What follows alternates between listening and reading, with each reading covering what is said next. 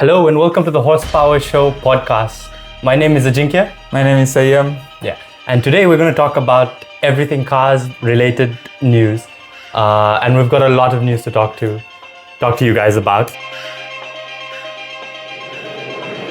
The first story is that Ferrari has modified the 12 cylindry or 12 cylindri, how the Italians pronounce it. They're very specific about this for some reason. But the 12 cylindri used to be a V12 engine, dual clutch gearbox with paddle shifts.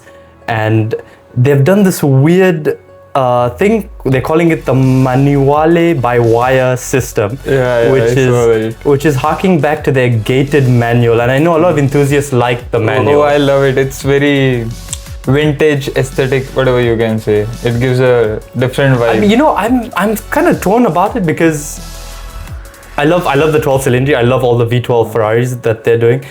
No one has spoken about the feel of it yet. Yeah. They say you can stall it like a proper manual. Yeah. The clutch feel apparently is like a proper manual, but everything's electrically connected. Yeah. And they haven't given the car to any reviewer yet, to test it out and see how it works, how it things. So I'm still a bit torn.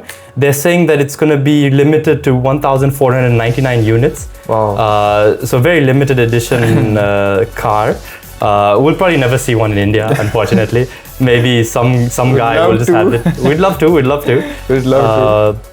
And if you do have one, like, call us over and a little more about the car. I think it's they've kept everything else more or less similar. So it has a similar power output of 830 horsepower, and you get rid of. They're going to get rid of the paddle shifters. So it's not like. So you have the option to change it into automatic for daily use. Okay. And then as soon as you shift it out of the automatic and press the clutch in, you're into manual. So it's Koenigsegg developed something similar. They've patented this technology. Okay. It's yet to be seen. So I would love to see the review of this. I'd love to see the review of it. Then only I could say something. Does it feel like a proper manual? Exactly. Is the question. Yeah. And when you're in automatic mode, you have access to all 8 gears. So it's the same 8-speed dual clutch gearbox. Okay. But when you're in manual mode, I think you skip gear 4 and gear 6. So you only have access to 6 gears. So it'll feel like a proper manual. It looks like a propagated manual, like the old school V12. Okay. It's gonna have any options of like hybrid, electric, petrol, like what all options they are providing? So it's a naturally aspirated, pure V12 Ferrari. So there's no other engine options, right? There's no other engine options. Wow. There's nothing. It's supposed to be as pure as you can get. And गलतियों से सीख रहा है Ferrari. गलतियों से सीख रहा है. I mean, yeah. After that electric car launch, oh my god. But speaking of the electric car launch, I read an article somewhere that it has been sold out in China. So maybe this was a whole big move to sell more cars in China. Yeah, maybe, but who's buying a $600,000 EV when you can buy a $600,000 manual V12 Ferrari in the modern era? I think it's going to be cool. That too, limited edition. And limited edition, yeah. So it's like I said, it's yet to be seen. Once people start driving them, we'll get a bit more thoughts. I'm excited to see what because this could be the start of something special, right? Because what Ferrari tend to do is they tend to launch something and then other car manufacturers bring it into their. So we might see a Toyota Corolla with a manual option, but also it shifts into automatic, so it suits everyone. So you've got the best of both worlds for enthusiasts. Yes, correct. And like any other technology, the first renditions aren't the best, which I'm okay with. But 5-6 years down the line, what does this mean, right? Like, can we have both options? Both options, And how would that impact the you can say the economically, like the maintenance and everything, mileage and everything. I mean, how would it's going to impact that thing? Yeah, those who are buying Ferraris, I don't think I think about it. But if the same technology comes into into an enthusiast car, what would be the impact? So the big questions really are: will the purists love it? Does this mean that we're back in the era of automatic and manual? Like we get a propagated manual. us, I mean, I know you you bikers have always had access to a manual. Like, I'm glad that never went. No, now it went the new GS440. You don't need to press a clutch to upshift or downshift. Yeah, now you have that option. If you go above 3000 RPM and you can just shift the gear without even pressing the clutch. Okay, but when you're starting off. Yeah, no need to press a clutch. No, but when you're on idle, let's say you're starting off in traffic, you still need to use the clutch, right? No. Oh, so it's basically automatic? It auto cuts off. Oh, yeah. But I don't like that personally, because if I am at the first gear, so you can stop the bike in signal at the first gear and bike will stop and you can just give it start. But what's the problem is, if I am idle, मैं traffic पे रुका हुआ हूँ and some kid comes and he just revs the bike, my bike is gonna go woof because it's in the first gear. That's how that system works. Does that happen? Yeah. Does it happen to you? Yeah. No. Okay. Oh my god. Not rated 1440 GS, but that thing can practically happen. Okay. You can stop your bike at first gear. You don't need to put it on neutral when you're standing on the signal. And when you rev it above 3000 RPM, it automatically starts from 3000. So is there a clutch lever? Let me ask you. Yeah, there is a clutch lever. What does it do? Like you have an option, like you want to go for without clutch, one variant. It's the top variant. No, but the top variant, does it have a clutch? It has a manual clutch, but you don't need to use that. They've just given it. Without that also, you can shift the upshift and downshift both. Okay. So if you're standing at a signal and you're at the first gear, it would stop. It won't stall. Yeah. Okay, and when you rev over 3000 RPM, the bike will start moving. No need to press clutch only. But if someone randomly comes in, blips your throttle, you're going to. So wait, if you're not holding the clutch. Are you saying that? Okay, first you got it. I got it. So you're telling me it's very risky for Indian. So you're telling me that what Ferrari just did is not special. You can get it on a 3 lakh, 4 lakh rupee BMW GS. It's a 6 lakh rupee. 6 lakh rupee GS. Okay, so $6 lakh for a thing or a 6 lakh rupee bike. I didn't expect us to talk about Ferrari and a GS in the same. But obviously Ferrari would that thing would totally have a different feel, man. Definitely, we can't compare those. Of course, I'm joking. It's so stupid. Like, but I think I'm excited to see what this has. It's good that it's a limited edition. I'm excited to see what the future holds for this technology, right? Like, and yeah, we'll see where it heads. In other news, one of my favorite actors, John Abraham, star of my favorite movie, Dhoom, launched the Aprilia Tuono 457 special edition. This is basically Aprilia's answer to the KTM 390, the Duke 390. Yeah. And we were going through it earlier. And I find it to be quite an expensive bike, right? It's for what it is. It's 4 lakh ex-showroom. I think it would be around. I feel it would be around approximately 5 lakh on road in Mumbai. Which is expensive, I think. Yeah, which is expensive for something that's basically a Duke 390 competitor. I don't know who else would be in contention for that bike. Yeah, like it's almost like 1 lakh or something more than a Duke, I feel. Okay. Would you like to pay 1 lakh extra for that? Well, before you ask me that question, let's talk a bit about the bike. Okay. It's got the same 457cc engine as the RS 457. Yeah. This is basically just the naked version of it. It's got 47 horsepower, which is a lot. Apparently, it's heavier than the Duke. The Duke has a better power to weight ratio. Yeah. It's got some but it depends upon the weight distribution, like how they have done that. If, some bikes are heavy, but the weight distribution is so good that it doesn't feel heavy. Okay, so let's see when it comes out and then people review it. That time we'll exactly get to know. But yeah. Okay. Apparently, it's been modeled off a very old. No, I wouldn't say very old.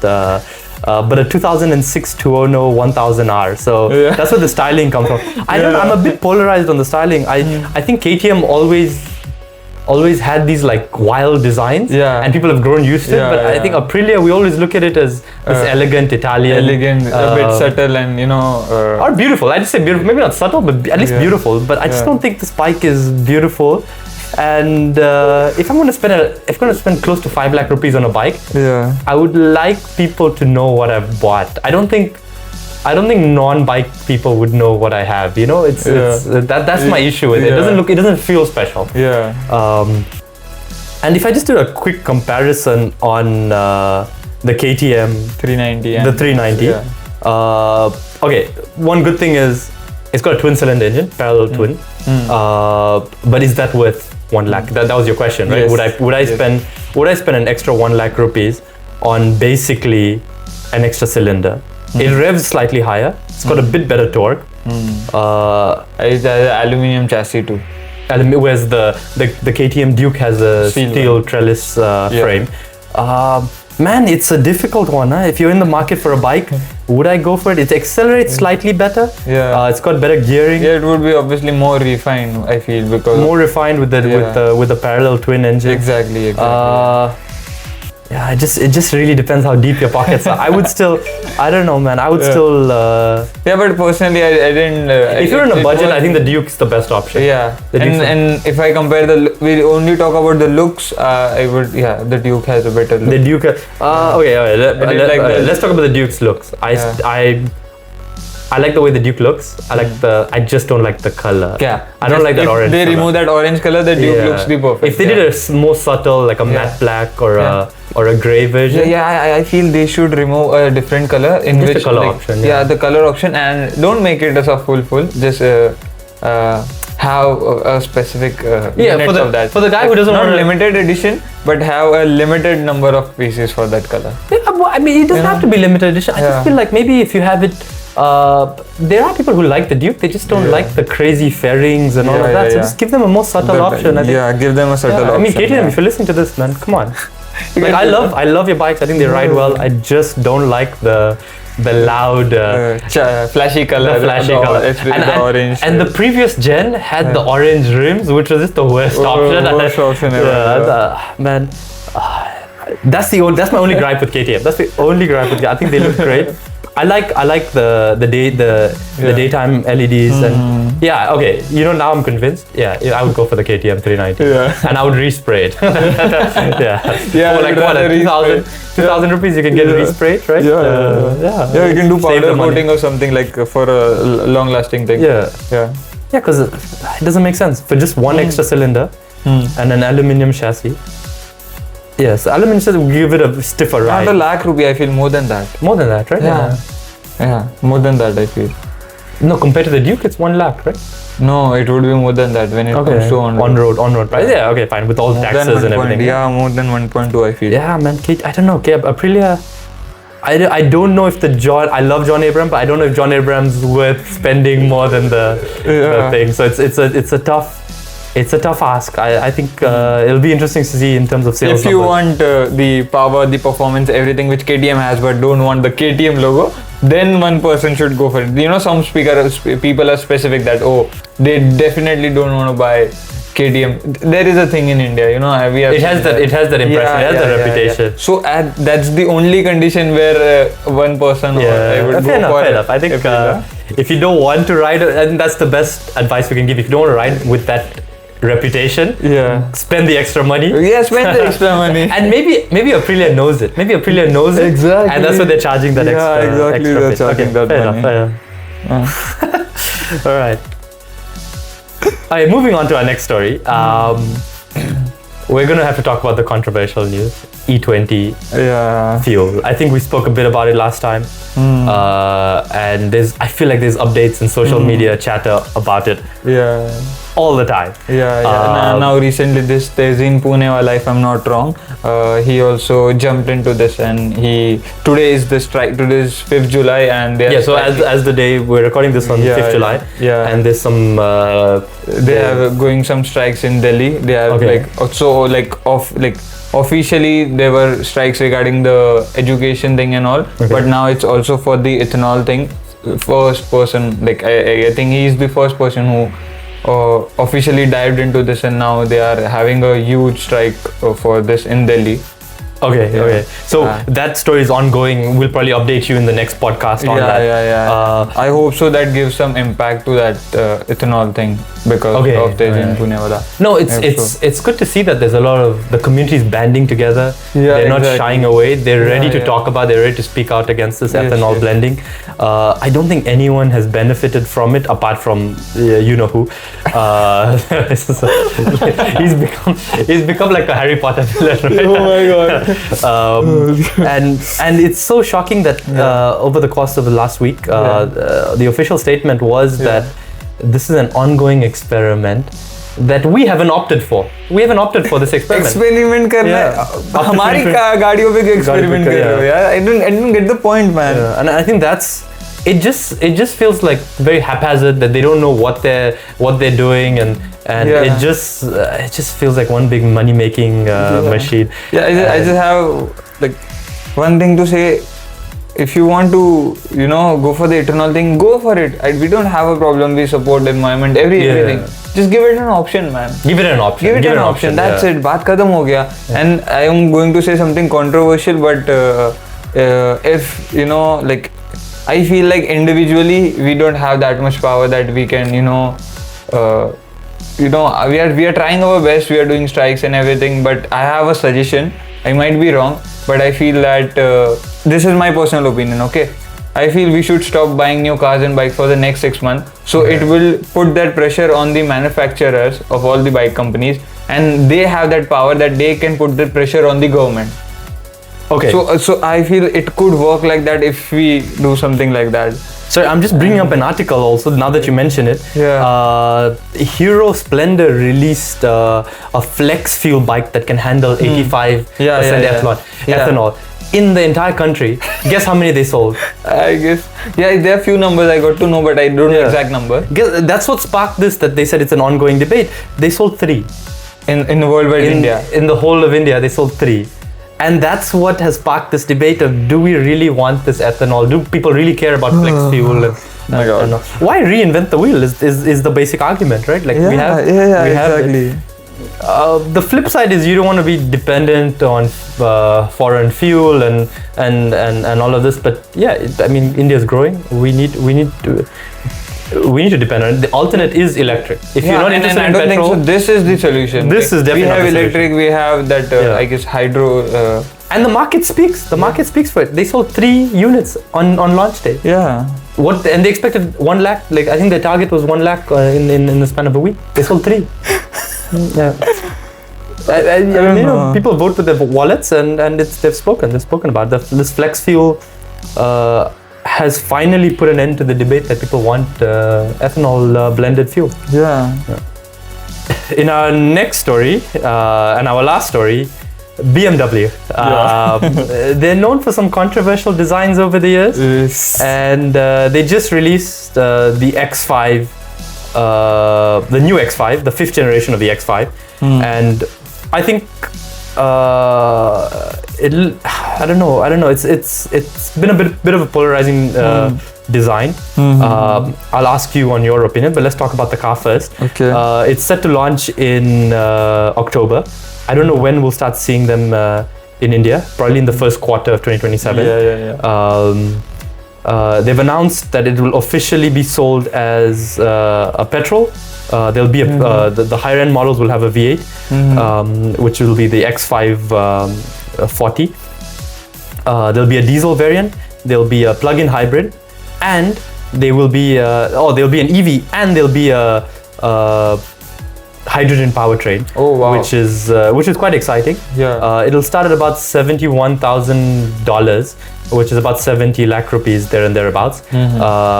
I don't know what the on-road price will be in India. That's yet to be announced. So tell me what you think about the design. I love the interior. Okay. I don't know. It's just very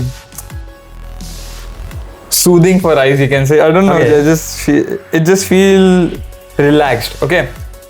It's very subtle. They have not make anything flashy or anything. Okay. I love that. The only thing which I don't love is the front look specifically, or the car, because You know that mustache, I would, if I'm a 25, 30-year-old and I have that money to buy a BMW. Keep in mind that normally what happens is that the X5 is the flagship. Yeah. So that design language will trickle down to the. Yeah, exactly. And I personally don't into that mustache look which they have given it to that bike. So I don't like that personally. Yeah. But yeah, except that everything is beautiful, man. Everything. There was a meme I saw. Someone put it looks like a pig nostrils. So hopefully we can add that in the podcast as an insert. I'm on the other side. So I always say that BMWs, when they release, they don't look good. Everyone's always debated the looks. Mm-hmm. Nobody's liked the kidney grille. Before they have these big kidney grills on the M4 and M5, and I kind of like this. I think it might not look good now, but I feel like it would age well. And I like the X headlights. They've incorporated the X in the headlights, and I think BMW is killing it at the moment. I think Mercedes and Audi have gone the more subtle route, whereas they've gone the more eccentric route. Yeah, exactly. And, they went opposite. I don't know what to say. I like KTM, so I like this eccentric styling a bit. So and if you're gonna spend that kind of money, get something that stands out, right? Yeah, exactly. Yeah. Get something that looks a bit good. वो look देख के ही समझ जाएंगे वो it's an X. Yeah. And I don't know if you've noticed that the door handles are embedded into the the windows or the door frame, so it's got that clean look. Yeah, I get it. The kidney grill nostril look or mustache look is not the best, or maybe it won't be to everyone's liking. But I kind of like what BMW is doing. Yeah, all other things are, except that all other things are perfect in that. All other maybe not perfect, but yet to see. Yet to see. Till now it looks perfect. Let's see. And over the years, will it age well? And I think this look would. I really love that thing of bringing in giving so many engine options to the people, like petrol, diesel, EV, hybrid, and hydrogen. And you know now that they're engineering cars so that they can handle all these ends. It's not like before where they had a petrol option and then now they're hurrying up to get an EV. And I think now car makers are thinking ahead, thinking that we have to put. I would love to see the specs in when all the types of engine comes out. Why is no one talking about it? Hydrogen as a fuel in India? I don't know, man. Right? They are busy with ethanol-blending. I don't know. Leave that thing and focus on focus more on making hydrogen bikes and cars. People would love that, you know. I just don't know why hydrogen hasn't been an option. So it'll be interesting to see if this is the first time I think a big car manufacturer is looking at hydrogen. I think so. No politician has a hydrogen power plant. Look, at the end of the day, the big guys make their money. Whether today you're selling hydrogen, tomorrow you're selling ethanol, you still make your money. So I'm not worried about that. I just feel like I think hydrogen is a better option compared to EV. And we look forward to the tests in October. That's when I think we'll start seeing reviews of it. I'm interested to see how the hydrogen plays out. Okay, moving on into our opinion section. Yes. And this is where I get to pick your brain and see what you like. Yes. And this is the best part which audience would love. Yeah. Controversial thing comes over here. Okay. Yeah. I don't think today's topic is too controversial. Well, depends. Okay. We'll know in the comment section. Yeah, let's know in the comment section, right? You have to commute now. You live in sort of North Mumbai. You got a job now in South Bombay. What's the best enthusiast commuter bike? What would you pick? Enthusiast commuter bike. Okay. So I would love to pick two bikes. There are a lot of bikes, but let's keep it up to 2 and 2. Okay. So I would love to. The first one would be X-Pulse, because I'm a 6.1 feet. So it's perfect for me. It's very ladies. He's 6.1 feet.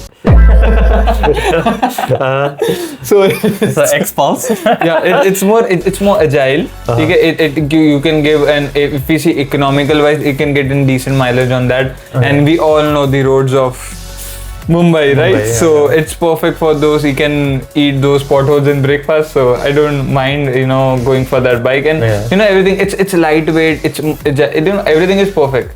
Okay. If I want a lower cc bike for commuting, And it's what, 210? yeah, 200 cc, 210 cc. So yeah, it we have will be to fairly economical, lightweight. nimble. It's and obviously when I want to go for some off-roading, like some time and all, I can do the same thing with that same bike too. I have a big question for you. Yeah. I would be convinced, but does it have spoke rims?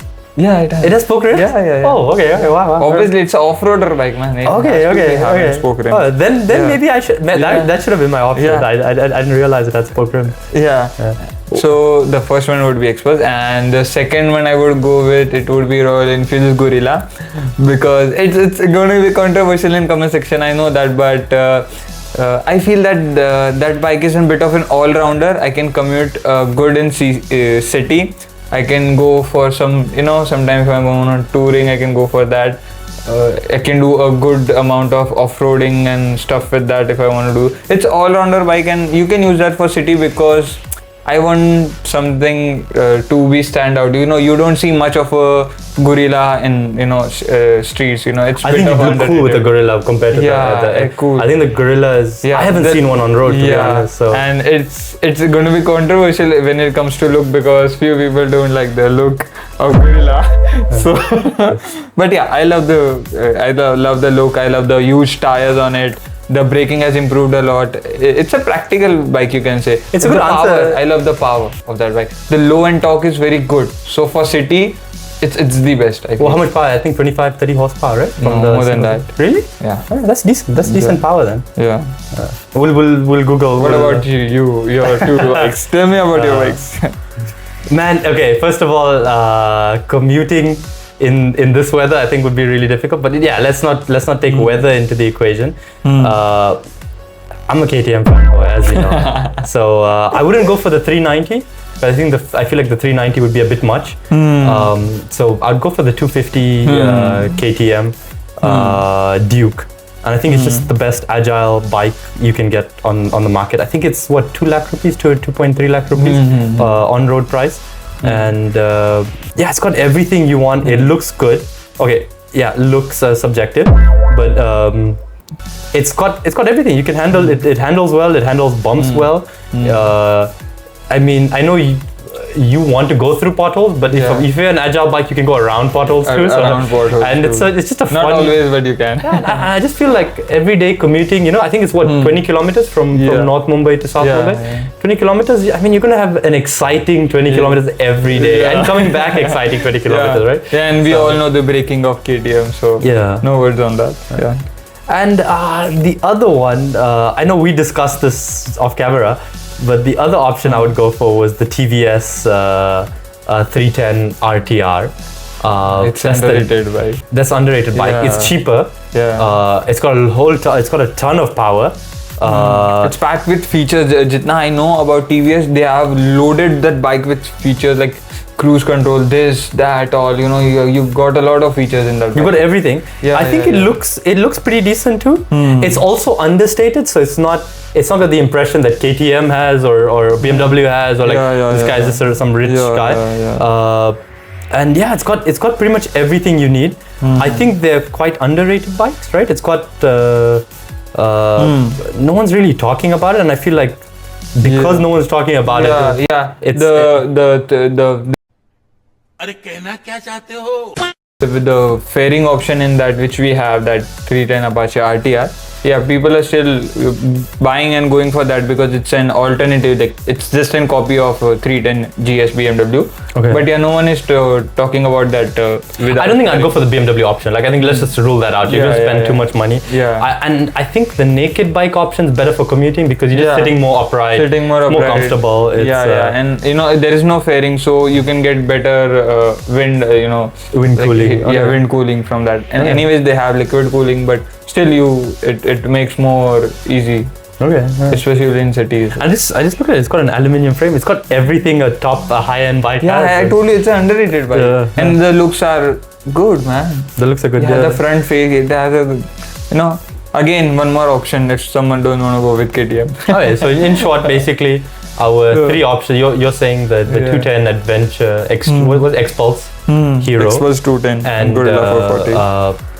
The Gorilla. I have taken two bikes. One is 200cc and one is 450cc. So if like you want like go You've on got a bit of a lower spread. CC, yeah, you got a spread. And Gorilla has also reduced the pricing, and the new version which came, it has a the company provides with a cowl for making it a single seat. It has a more racing kind of look. बंदी को कैसे घुमाएगा? Cowl हटा देंगे ना बनने तो you know, so it has a more they have focused a lot on looks, the newer version. And नए वाले में they have reduced the pricing. That's the best price. Yeah, so it's somewhere around 2.8 lakhs on X showroom. Oh, okay. Yeah. Decent Yeah, value. exactly. For a 450cc. 450cc, 2.8 lakhs. Wow. X showroom. So it would be around 3.5 or something on road, if I'm not wrong. And it's not a bad deal for a 450cc engine, man. For a 450cc. Yeah, which produces a great power. That's pretty good. And they have launched a lot of new color options too. Okay. Yeah, that's what Royal Enfield does really well. I think they just make they just have this palette, like they look at this like paintbrush effect on everything, and that's one of their appeals, right? Okay, so I think They moving on. They have 40 bhp. 40 bhp. Yeah, Wow, 40 horsepower, 40 bhp. Yeah, that's more than enough. Yeah, more than enough for a city, man. for the city, and it can do a lot more. Yeah, it So I can think do a lot more touring, off-roading. You can, you know. But, so it fits in the best commuter bike. It also fits in probably your best all-round bike, right? Yeah, I think it's if we can mod a bit, it is great for off-roading trails too. Okay, interesting. I'll have a look at the the Royal Enfield Gorilla. I'll have a look at it again. I think I haven't really considered it as an option. Maybe if my next bike purchase might be a Royal Enfield. Wow, then you are my best friend. Okay, moving on to our last question, and this is posed to you. It's been raining like crazy in Mumbai. Yeah, I'm sure the whole country has been raining. yeah. As a bike enthusiast, you want your bike not only to last through the rainy season, but you also want to do a bit of riding when the sun pops out. What's the best way to take care of your bike through the rain? Okay, so there are a few things. If you take care of that thing, it would be a lot more for your bike. First thing I would go with is, no one talks about it, but jitna zyada ho sake, keep your bike covered when you're not using it, or just keep it in a underground parking or shelter somewhere where, you know. And a cover is very inexpensive, right? 2,000-3,000 rupees. No, not that much. You can cover starts from 400-600 rupees, man. Oh, okay. Yeah, it's on your budget and everything. It depends, the quality and everything. But yeah, so for 400 rupees or $4 roughly, you're basically giving it the best sort of protection you need. Yeah, because you're keeping if that bike in open and it's raining like from 24 hours, it's raining for 20 hours, man. So it's gonna damage your electricals. It's gonna damage each and everything of your bike. Okay. And specifically, I want to talk on this in detail. So the things which it's gonna damage and it's gonna impact your pocket, which is electronics, because nowadays bike have a lot of features like cruise control, ABS and all those things, which all are electronic things. So it's gonna damage that thing first. But yours doesn't have any electronics, right? It's like you don't have to worry about. But yes, of course, it just applies to all bikes. But then the most expensive, one of the expensive thing which is gonna get damaged is the disc brakes. Okay, if they got rusted, you don't have an option. You have to change that. If the single average cost of an disc brake for a single, like the front disc brake itself, it would be around 15-20k. So 15, it's going to be 30-40k easily. Less, in just one rainy season, basically. Yeah, right? so like clean it regularly, like wipe it off. Like when you are not using it, keep it in the thing. And one upgrade which I would suggest do is take care of your chain a lot. And if it suits your budget, just upgrade it to a brass chain, because it doesn't get rust easily. It also looks good, and it has a more longer lifespan. And how much do one of those cost? We'll post a few links in the description below. The good product link. It would cost around like 2-3. It starts from 2-3k, I guess. 2-3k for a chain. It would be. It's very inexpensive. Very inexpensive. Yeah, and a brass chain, it would last you for more than 10 years, man. And does it affect the performance? No. Okay. So no, it doesn't affect the performance. I guess it even enhances the performance. You don't need to lube it again and again, something like that. It obviously depends upon the usage and everything. Okay. But yeah, it doesn't get rust, and the chain maintenance would be very less and easy for you if you don't want to, you don't have much time to, take And I'm care of assuming that this thing. mod just applies to. Yeah.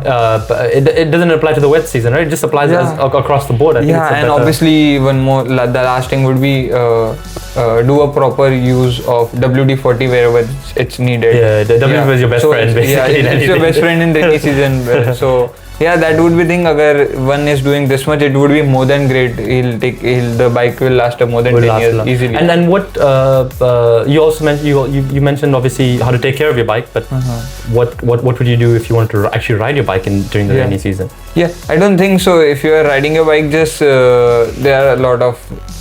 You don't specifically need to do anything because like all the bikes after 2020 are more focused and more enhanced on this thing. If you ride in rain, you won't get any problem. Yeah, one thing if you want to do to protect your electronics is you can do is you have a lot of aftermarket. You get a lot of covers for your tank cap.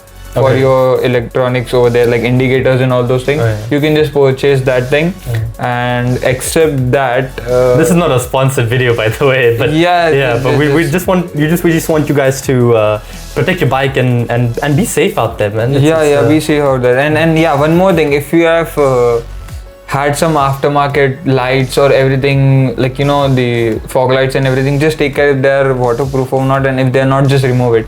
Because of that one thing, you can just spoil your whole bike and your life too. Aftermarket lights. Yeah, you can spoil the bike, you can spoil your life too because of that. It's very risky. Oh, okay. If they have not proper certification, फिर 440 volt का झटका लग सकता है. So yeah, take care of that, and I would suggest just remove that in rainy season if you are not going somewhere in a need a fog lights for like few times. Just remove that thing off. That's the best suggestion I could give. Yeah, that's it. And let's be honest, I don't think they have much of an impact on driving and performance, the aftermarket light, unless you're doing some serious off-roading in the night. Yeah, see, when the weather is not clear, it's a fog and all, you need an fog light. Obviously, I get that thing because itna power nahi hota in the the light which are there in market. But I feel like if you are commuting in city and you don't need it at the majority places, so you can just remove and keep it. And then when the sun's out again. Yeah, and or else just put good money and buy a good branded one which is waterproof and all. So it's on you. So perfect. Yeah. Okay, I think we're done for today. Yeah. That was the Horsepower Bids podcast, and thank you for watching. Like and subscribe to our channel. It helps us out a lot, and stay tuned for our next video. Or it would be out by the time this podcast is out, right? We have a special video. Royal Enfield guys. Royal Enfield guys. It's for you. Sayam made an amazing video about Royal Enfield and why we think it's sort of lost its luster over the years. So let us know what you think about that video in the comment section. It wasn't a pleasant video for Sayam to make, but I think he did a good job. But I think he did a good job. मेरे दिल की सारी भड़ास बाहर आई है उस video में. Perfect. Yeah. Good. I think that's it for today. And thank you for watching, guys. Cheers. Bye.